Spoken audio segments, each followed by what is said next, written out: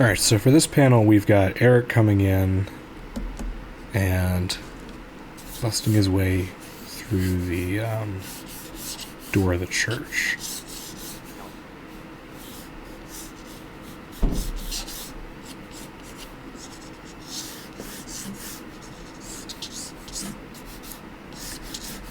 So I'm not really breaking out a ruler or anything to draw out this door.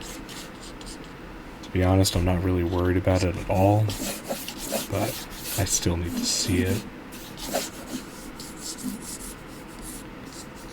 Because this is basically going to be kind of the idea, the framework for where I'm going to put the door later on, once I transfer it over. Let's see if I can pose this out. Should I use this or Geralt? Kind of like this one, but I think Geralt might be better. Just remove his swords. So yeah, his arms go up a little easier. Looks like an artifact from the mold there. Anyway. So let's have him come in. Bursting through the door. Not the same as a Feldrin, because that's something that's kind of like mimicked. It's something I realized after I wrote the script. It's like this is mimicking a Feldrin's first entrance into the comic, where she's like exploding out through the graveyard, whereas Eric is just kind of like pushing in a door, and he's like very kind of haggard looking, and he's really out of breath and more serious and in trouble, and not as, brash and braggadocious. Is that a word that goes there? I don't know.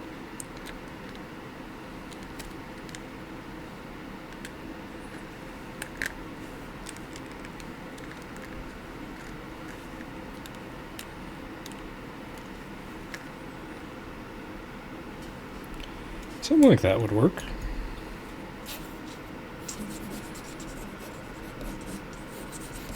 Or maybe we've got his arm.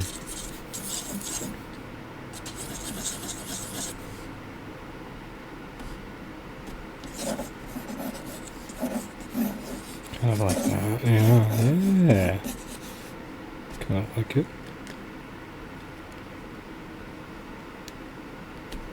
It's hard to get this one's torso to bend the way I want it to.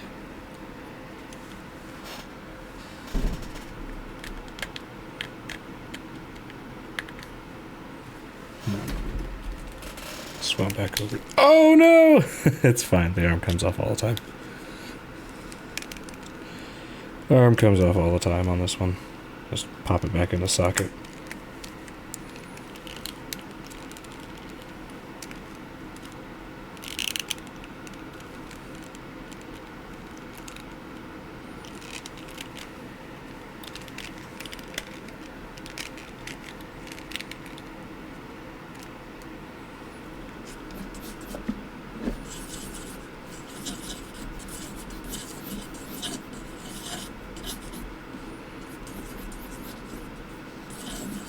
Drawing a little bit out of bounds, but that's okay. I can always crop it later. This area, though, you want to keep your main... Like, you don't want your head to pop out through this area. You want your main ideas to remain within these bounds. Otherwise, things can get quite annoying when it comes time to format your page. Something important might be up here, but it's out of bounds, but then something important is also down here, so you want to avoid messing with that later on, so just try to get it right the first time.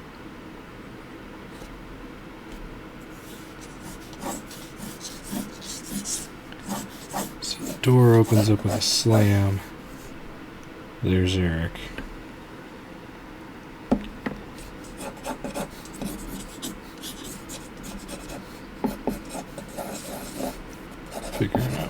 pelvis is. I think his head's gonna be bigger. Not that big. Oh my goodness.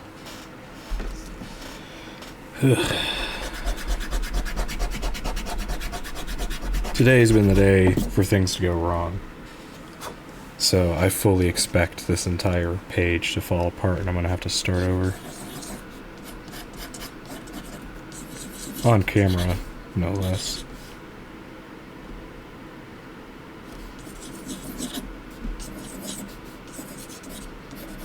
But we'll try to make the most of it.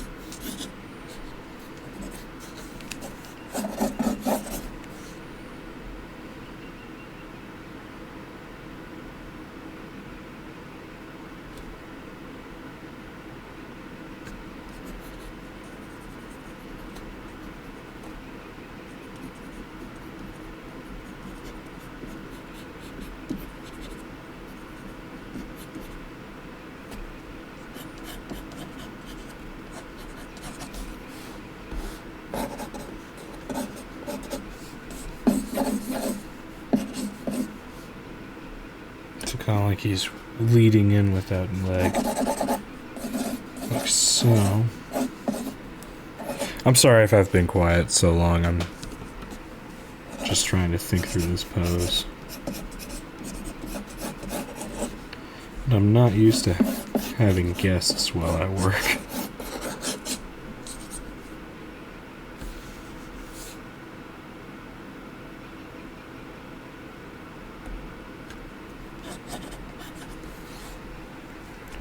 I think I want to have the bubbles kind of flow like this, so that if I do that, I can put the priest's head right here, which will work out just fine and dandy.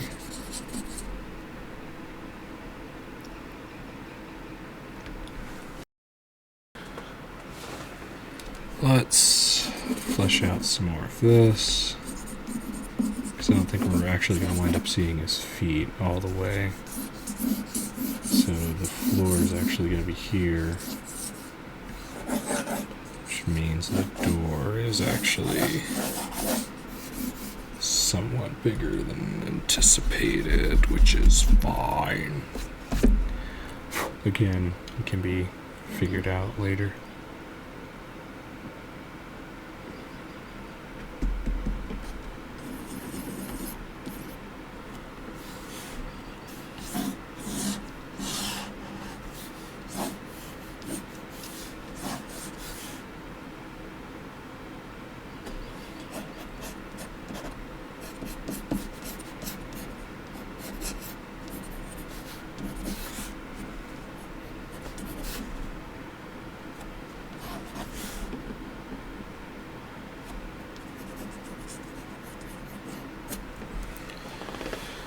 Alright, that's a pretty good rough. What'd that take? 5 minutes? Okay, 9 minutes. 30 seconds according to that one camera.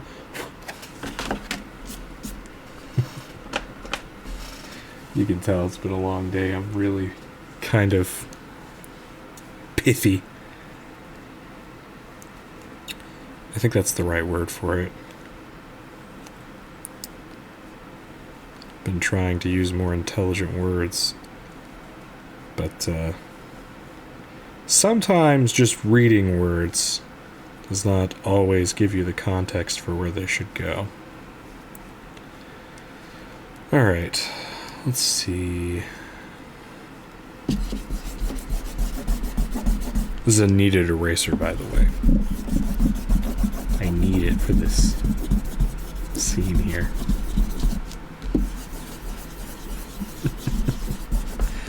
I'd like to say I apologize to all you who hate puns, but I'd be doing that all day.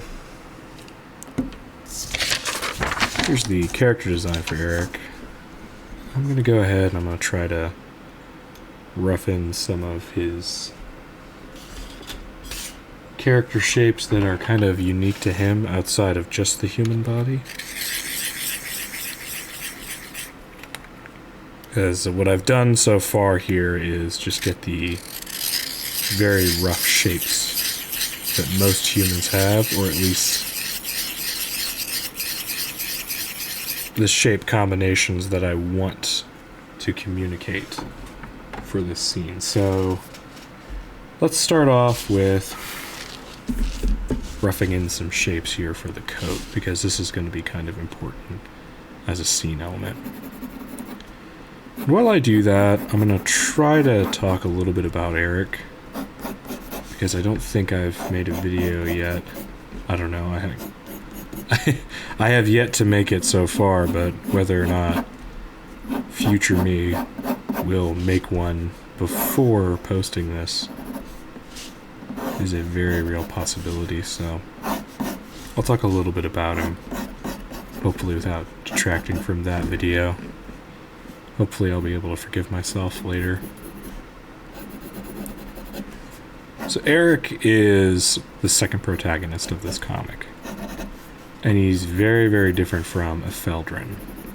If you watched my character designing video, you'll know who Ephedrine is. If you don't, well, this is going to be kind of difficult to explain. She's kind of a lot. But basically, Ephedrine is very cocky, excited character, I guess you could say. She's full of life, and I say full of life.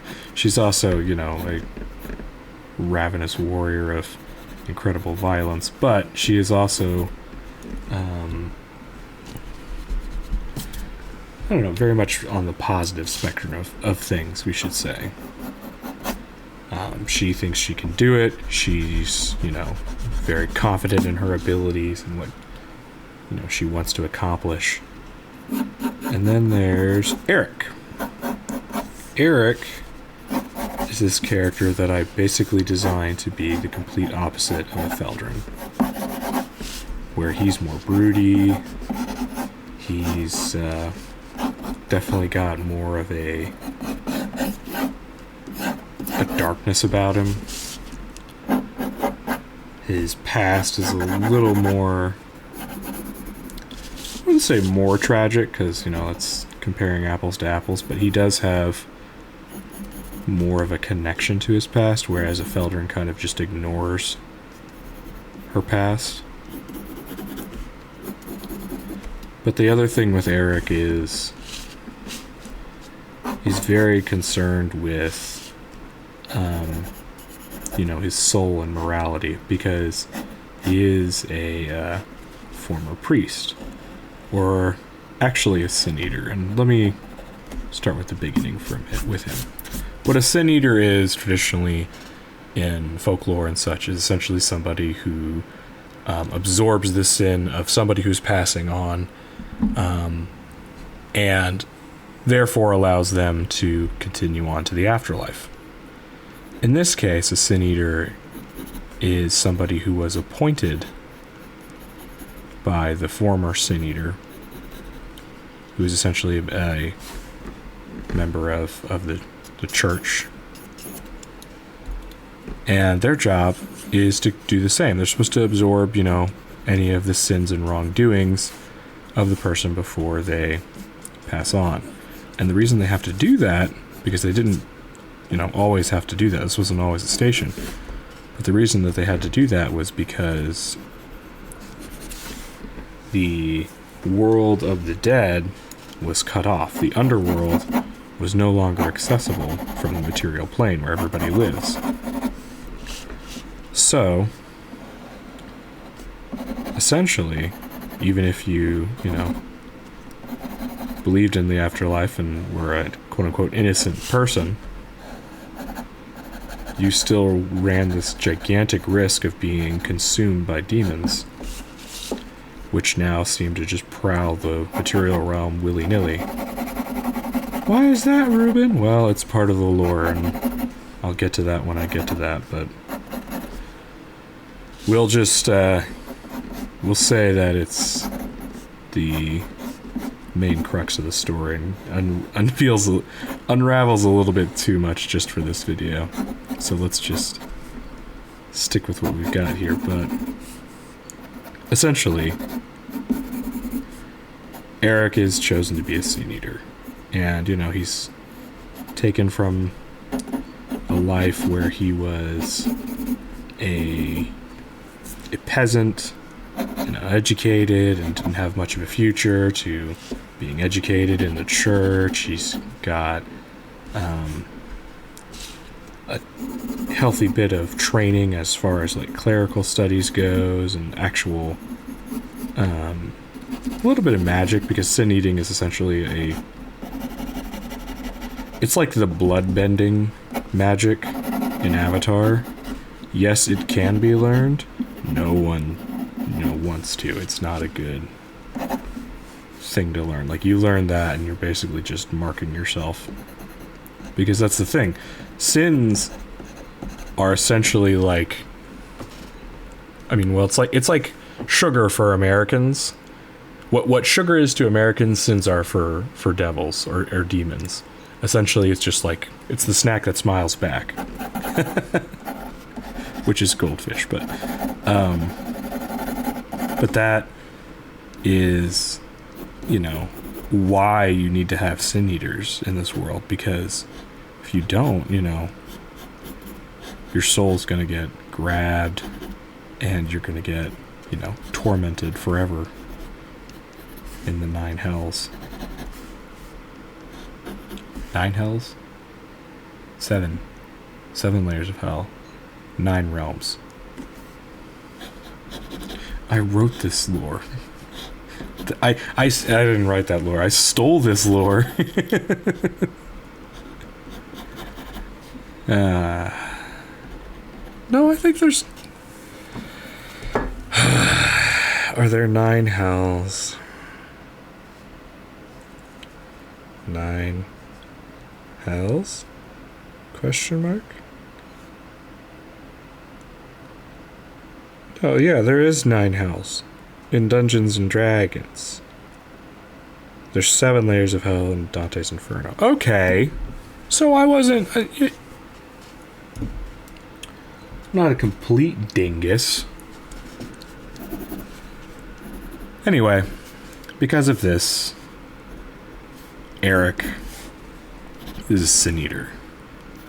However, he is also somebody who thinks outside the box. He's very, he's not a thinker in the sense of he won't act because he has to. In this comic, he's obviously going to have to fight demons and stuff like that, but he's like that guy. If you've ever seen the Leroy Jenkins video, he's one of the people that's like forming the strategy. If you've ever played Dungeons and Dragons, they're the one that's like keeps track of the stuff. He would be the one that like would have all the most accurate notes and keep track of all of the party's inventory, and probably has like the monster manual memorized. That's him. That's Eric. Well, in that he finds this technique that's kind of somewhat forbidden, even for the Sin Eaters. And he performs it, which essentially causes... How much do I want to spoil? It's comic blueprint, I'll spoil. Basically, when you remove sins, you're essentially... It's like a soul transference, where you're taking part of the soul into yourself.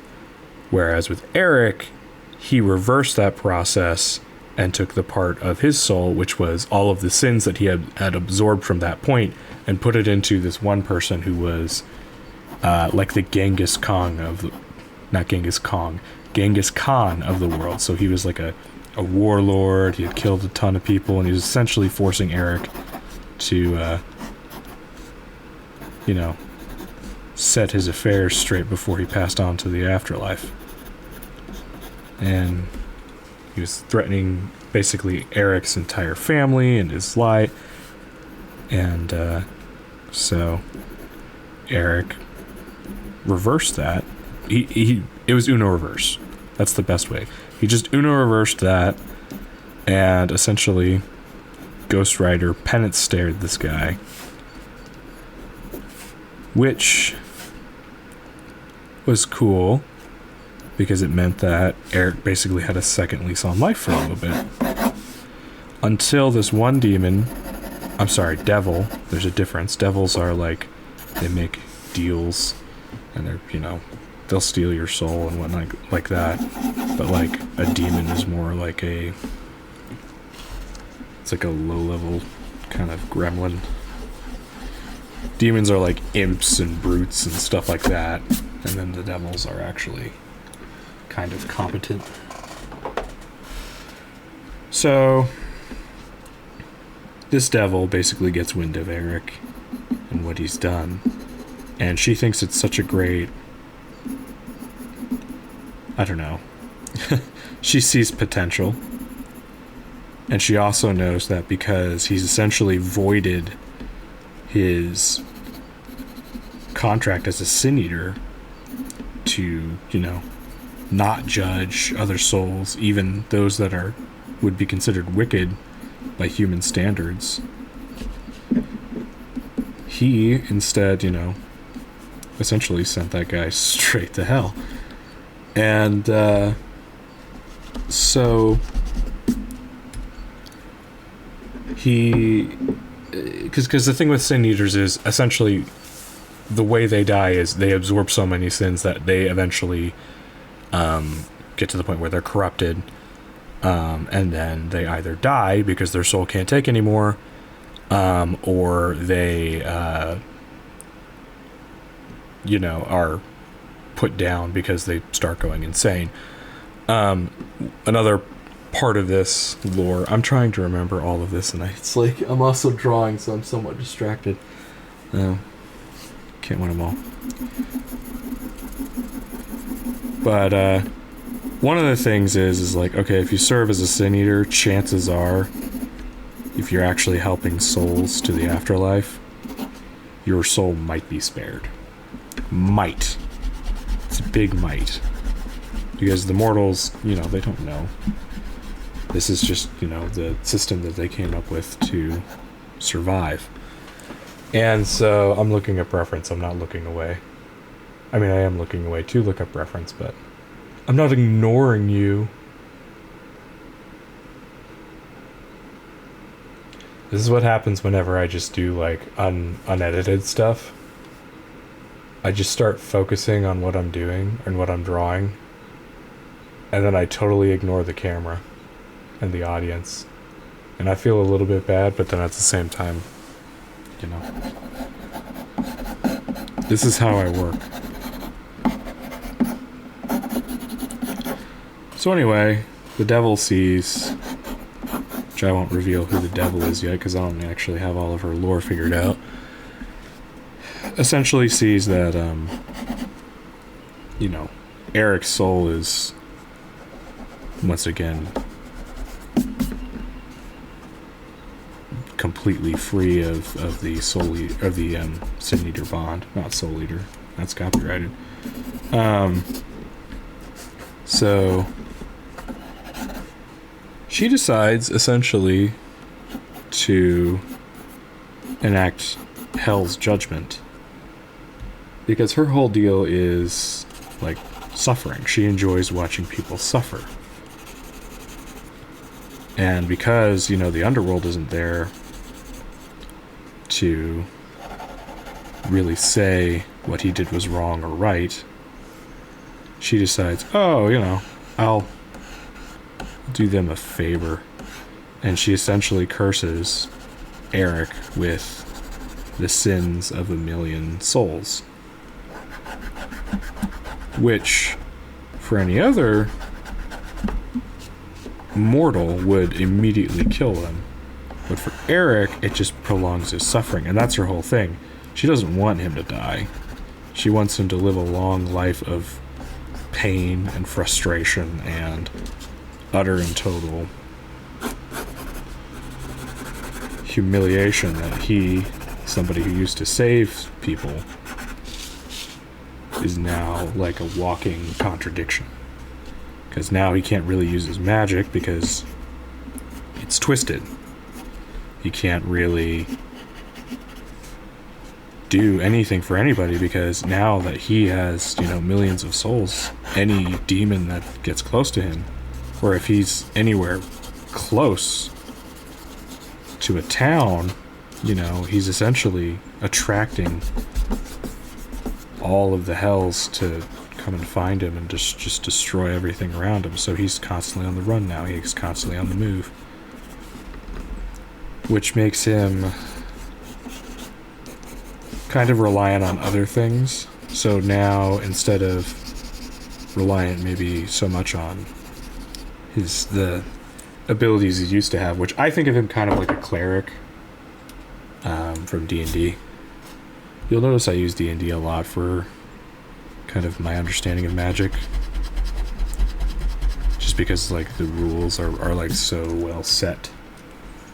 Not that they're all great, but just that they're easy to locate, and they're built for making stories, so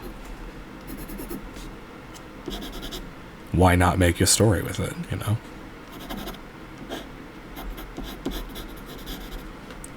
You just have to remove some of the D&D labels afterwards. That's how I came up with the Feldrun, but anyway. So Eric relies more on trinkets and other magic items. He's constantly picking up smaller pieces of, metal or wood or stones that might have uses for rituals or spells that don't rely on his abilities. So that way, he can kind of defend himself. But the biggest problem with all of this, as many wizards out there know, rituals take time, and spells that aren't instantaneous, while more powerful, do also take up a good bit of time to study, time to prepare. So he doesn't really stand a chance against the devils that are coming after him. But if only he had somebody who was, willing to fight against the demon hordes while he was busy preparing something. Hint, hint. He teams up with a Feldrun. And this scene is gonna, or this chapter in which this scene comes from, is going to hopefully set up that well enough to where we can see he needs help, even if he doesn't, want it from a Feldrun or feel like he needs it, but he does. That's why I have these two characters, because both of them have very large flaws, very big needs. Obviously, some stakes on both of them. One is from the underworld and is trying to fight against all the demons because, she comes from the underworld, which they have sealed off. The other one is, from this plane, but essentially a cursed soul who has a common enemy with the underworld warrior. So both of them work together, but, to what ends? And that's where we get into some of the fun contrasts that we can start to write. Or I'm going to have to write for Eric and a Feldrun's character, because, Eric still is a priest. He still is somebody who cares about, he doesn't want innocent people to die. He's not okay with, the ends justifying the means. He's going to do what he can to, preserve the innocence and help people. Whereas, like, a Feldrin, she just got to this plane. She doesn't know how things work, and she frankly doesn't care because, her whole mission is actually to, although Eric may not know it, destroy or leastwise wage war upon the material realm. But some of those things might evolve as we go. Who knows? We could see Eric help her open the portal, or we could see maybe a Feldrin change her mind about the material realm. Who knows? You have to read the comic.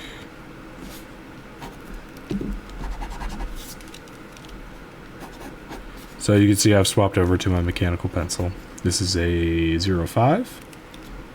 And I'm just going in and I'm roughing in the lines.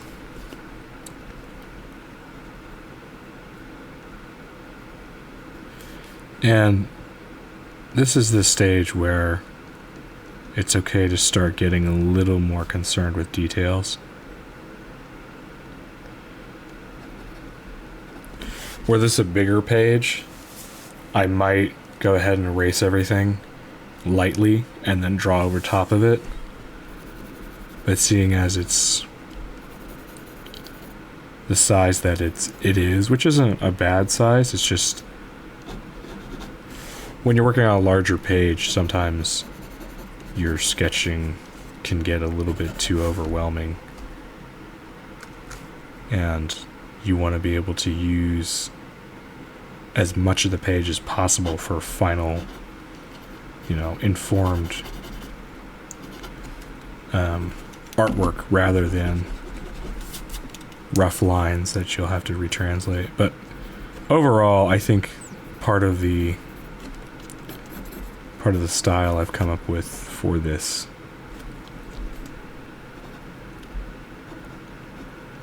is that the inks do carry the majority of the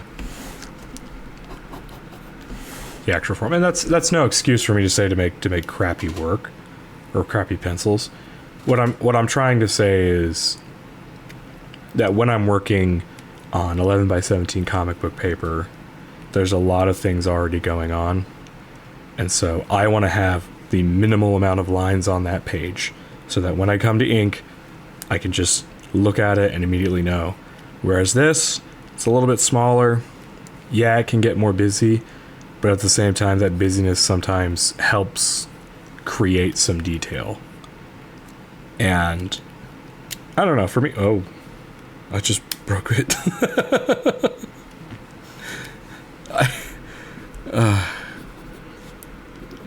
For me, that detail,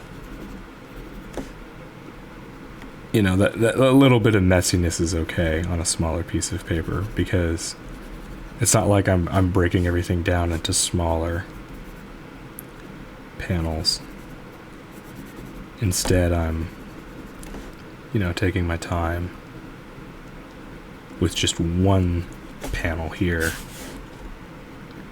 And if that so happens to, get a little too messy, then I might still... Now that I'm talking about it, I'm looking at this and I'm thinking about erasing it. Maybe that's what it was. I was just trying to talk myself out of erasing it, but that's enemy number 1 right there. Wow, great eye.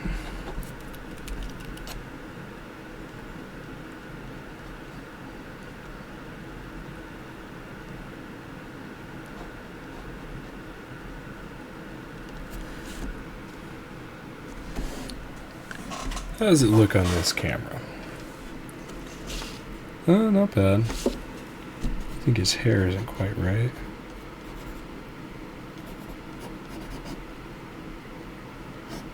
Yeah, that spike is too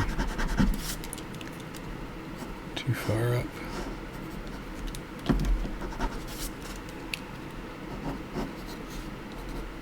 It's just a slight thing.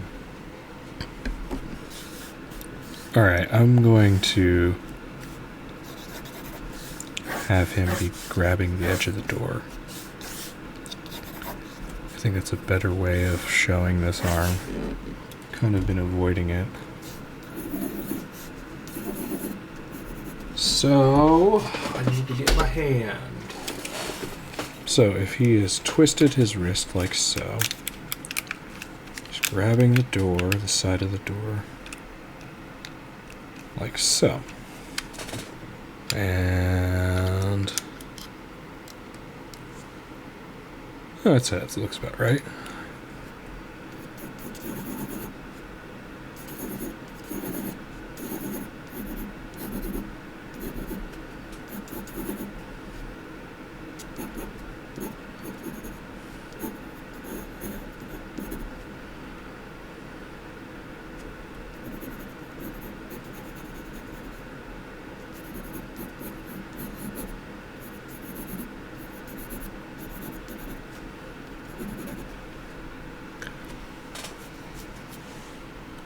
That's kind of gnarly.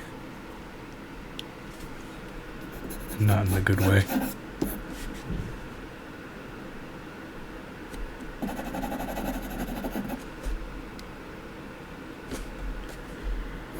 This finger's also kind of gnarly. Alright. What I'm gonna do is I'm gonna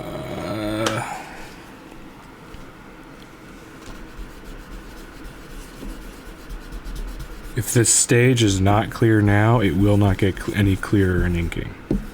Do not think that you'll save yourself in the inking step. In the inking step, you won't. Because when you're doing the inking step, you'll hate yourself for not determining these, little changes that need to happen, or these details that make sense. So then, if you think, oh, I can just change it later, I'll remember X, Y, and Z, you won't. I guarantee you won't.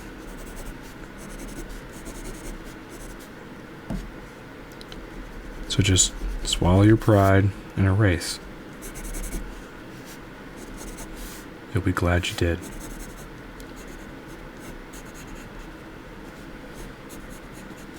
Don't check out the whole page yet. Only do that if, it becomes completely unreadable.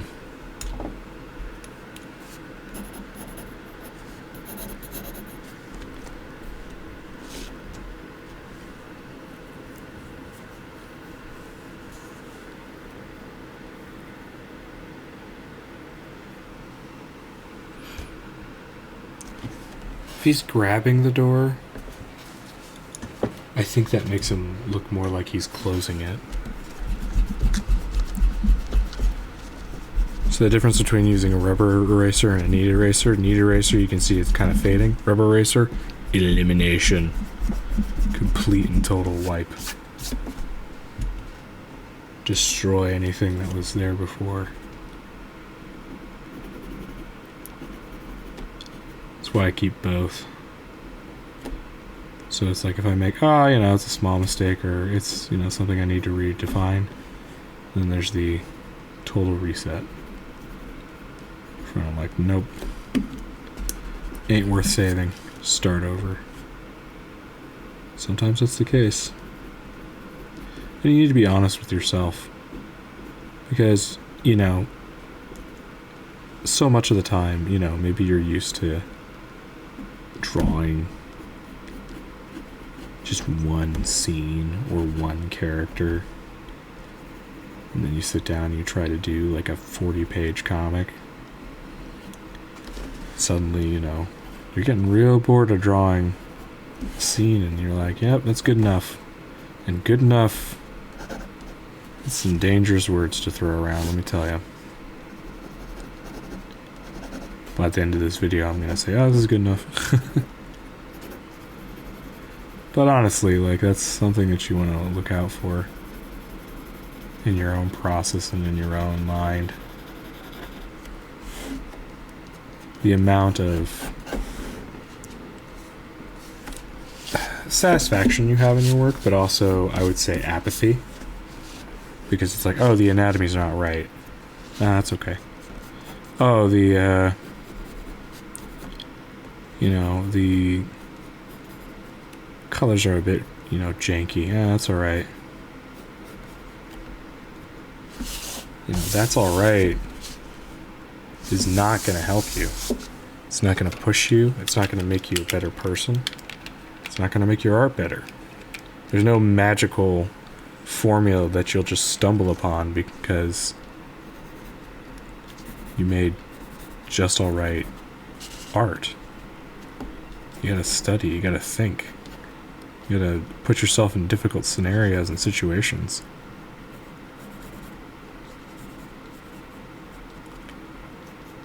And yeah, you gotta take your time to rest and your time to recuperate and think about things that you learned.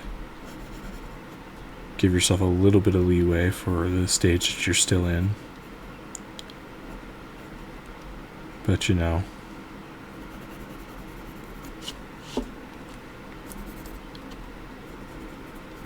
I've learned so much personally by being in that state where I like to call it the box. Put yourself in a box. Put yourself in a situation where it's difficult to see your way out.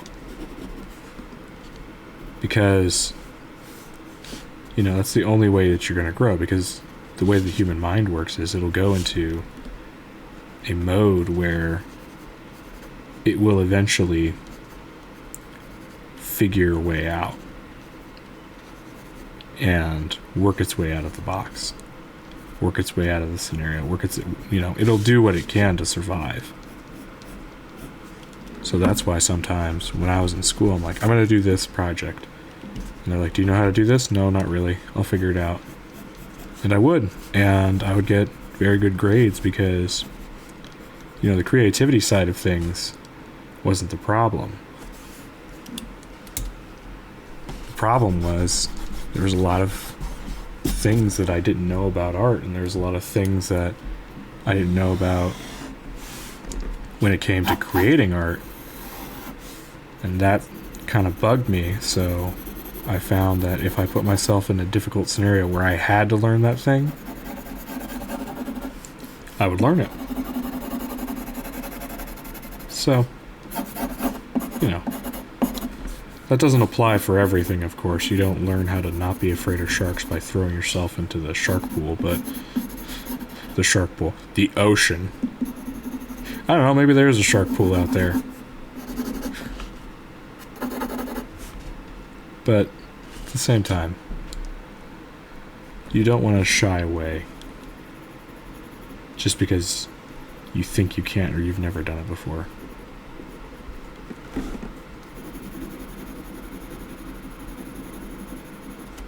I don't know where these rants are coming from today, but they are helping me to slow down and kind of look at my art, so maybe I should do this more. I don't know. This is one of my uncomfortable things. And what I did was, a little while ago, about 43 minutes ago, I sat down, I turned on the camera. I didn't pull out a script, I didn't, I think the only thing that I did to prepare for this was, I took a breath, I just kind of, and then hit the play button before I could think about it. Because if your mind is the thing that holds you back the most, that's what tells you can't do something, because the mind is a cool trick, the mind is a cool tool because it keeps you safe. It keeps your body and your mind and your thoughts as safe as it can, for the most part.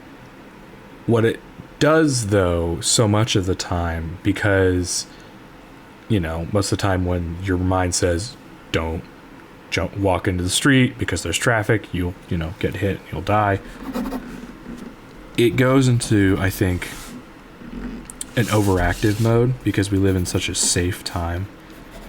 Back when we were fighting wars or surviving off the land, we had to learn and adapt so much more, and so that part of the mind didn't really develop as much anxiety as we see today, and as much as much depression and as much overthinking.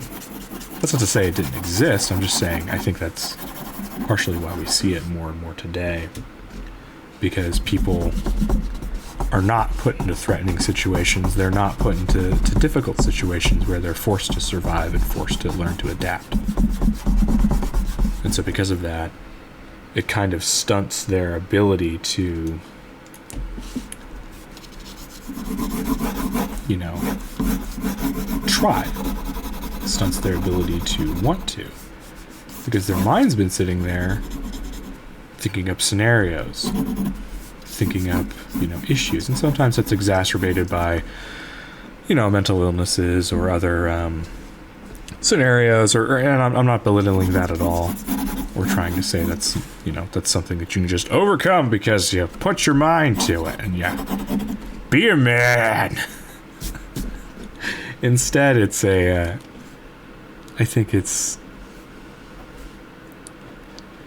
think what I'm describing is a bit of a factor, but again, I'm just a guy who sits at his desk and draws all day, so I could be completely wrong. It's not going to stop people from bombarding the comment section with, "You don't know crap about anxiety," and I'm like, yeah, probably not. It's okay. It's my opinion. It'll probably change as I continue working and growing and learning about life. Just like yours will.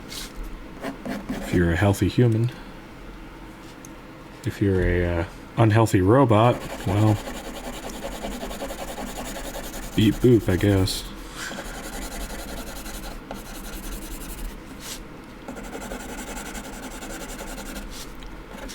So here, when I should have been talking about penciling, but instead talked about, I don't know, motivational crap, I've kind of gotten the sketch a little more refined to a decent spot where I can now kind of see where I want the lighting to come in and how I want it to work. I think this door is okay for the most part. I think it, we add some speed lines here like so, I can see where it would be like slam. It's not too bad. Let's flip it, which means holding it up to the light, which there is none. Holding it up to the light over here. It's okay.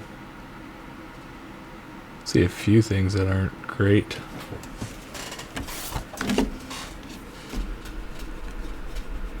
I think his stomach's a little... He doesn't have a neck.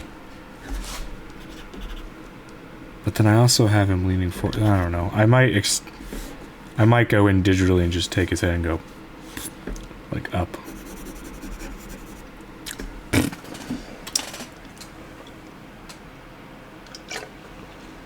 I tried to blow raspberries to prove a point and I ran out of spit. Means I've been talking too much, drawing too little. So let's go ahead. Let's get this closer to done. I hope you're enjoying this because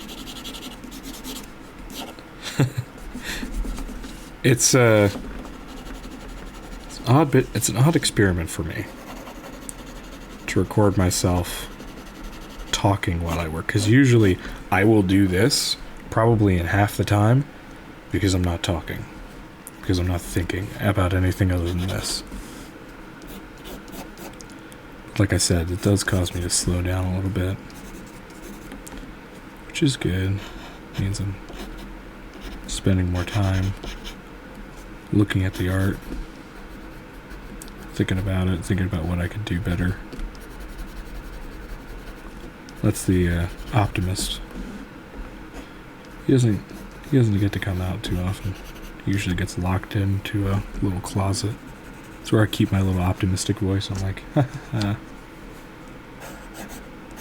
You will live here until the day you die, or at least while it's like Thanksgiving or Christmas or something. One of those holidays where I need to be jolly and holly. Meanwhile, Captain Negativity will take over.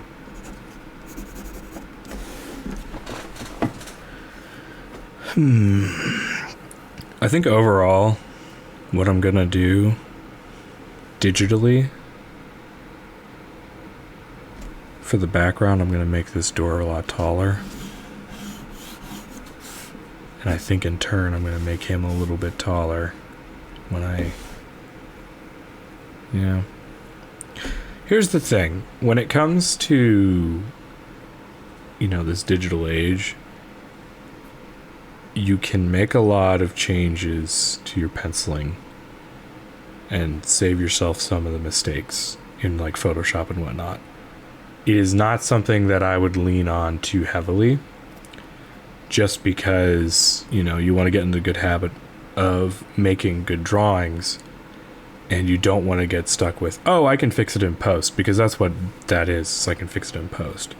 In this case, it's not as big of a, like, I'm not even sure if that's gonna make it, sing for me if I take it and I edit it in Photoshop, but it might. But yeah. Okay, let's see.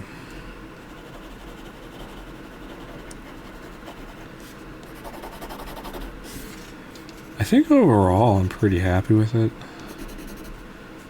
You can see how rough I am. I kind of leave a lot of the details in the inking stage. I should probably get better at penciling. Trace over some well-known comic artists' artwork to practice. It's not too bad. And you know what? I think, actually for this video, I think I'm going to call this done. Because I think I've fussed with it long enough. I think any of the changes that I want to make with it, I'll make in the inking stage or digitally before I go to the inking stage. So, thank you so much for watching. Hopefully this was entertaining. My mumblings and ramblings while I work. Like and subscribe, do all those things. Go make something awesome. I'm so tired.